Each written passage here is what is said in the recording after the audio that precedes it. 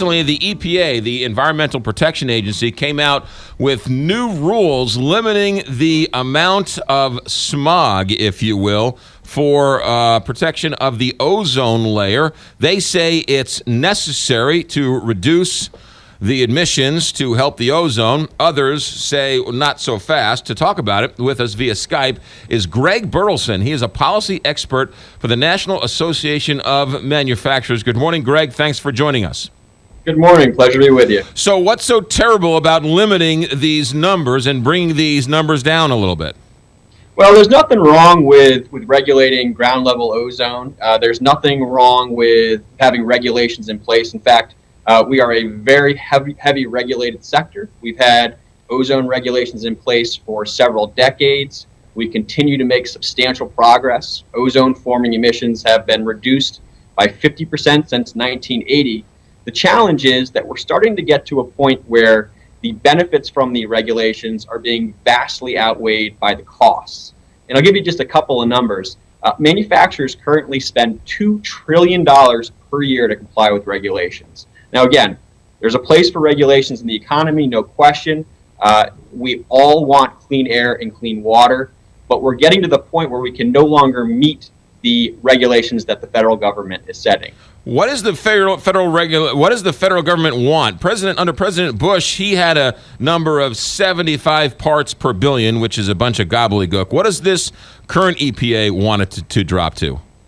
Well, again, it's a number that won't mean a whole lot to your viewers, but they want to lower it to as low as 65. But what that means is that states, cities, municipalities will have to adopt new policies, new regulations to ensure that emissions fall further and further.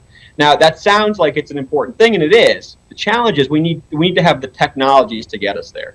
And when EPA lays out their EPA, the Environmental Protection Agency, the agency who's setting these regulations, when they adopt their policies, they identify all the technologies that are available. Well, they were only able to identify 35% of the necessary controls and technologies to meet these lower standards, which means that 65%, or close to 2/3 of the necessary reductions, would have to come from what EPA terms unknown controls. And that's a big challenge. And if we can't meet the regulations, what starts to happen is manufacturers can't get their new plants built, we can't expand production, we can't get roads built to alleviate congestion, and those costs start to trickle down to not just manufacturers, but also to the household. And we did some analysis on what this would mean to citizens in Missouri. And we found that the cost would be $700 per year per household to effectively comply with these new ozone regulations. And this would come in the form of things like higher energy costs and higher costs for goods and services. So $2 trillion, you said that businesses already use to comply with the EPA. That sounds like a lot, but that's $2 trillion of business that has been created by keeping the air cleaner and regulating this. Isn't that another industry? And while it might hurt sort of manufacturing on one hand, it helps another sector, and that is this sort of clean energy and clean air sector. Well, again, we aren't opposed to regulations, and we understand that there are going to be costs associated with regulations.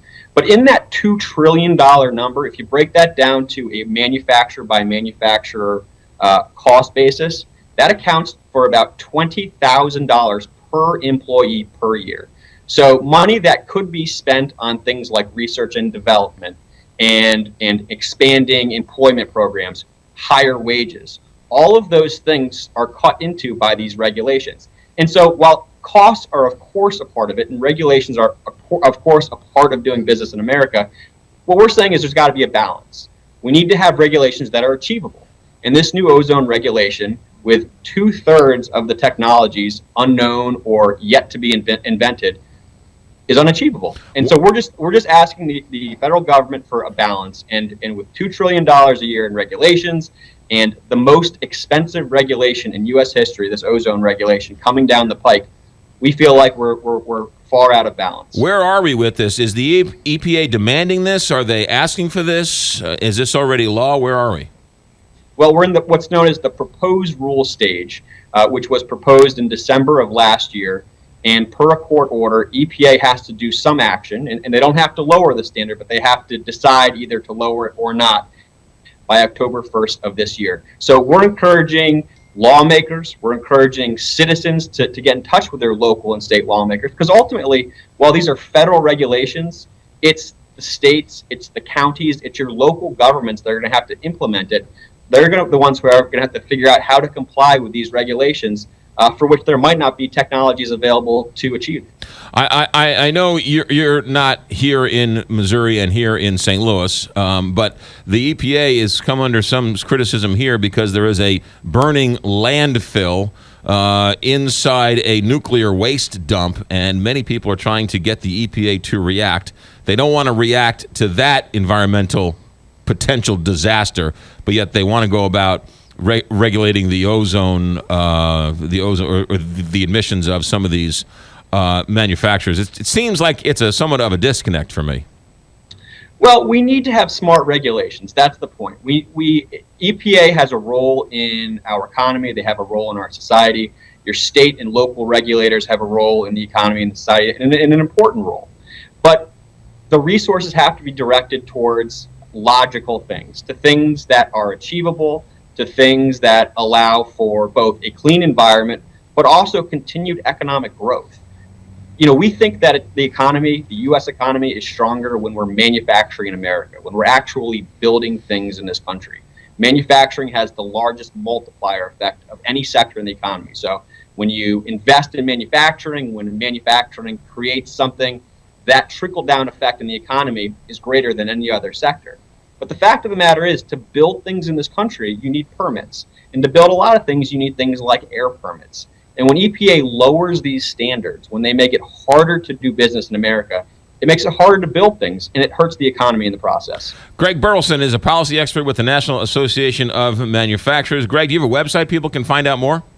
We do. You can find out all of our information about ozone and the cost and how you can get involved at www.nam.org/ozone, O-Z-O-N-E.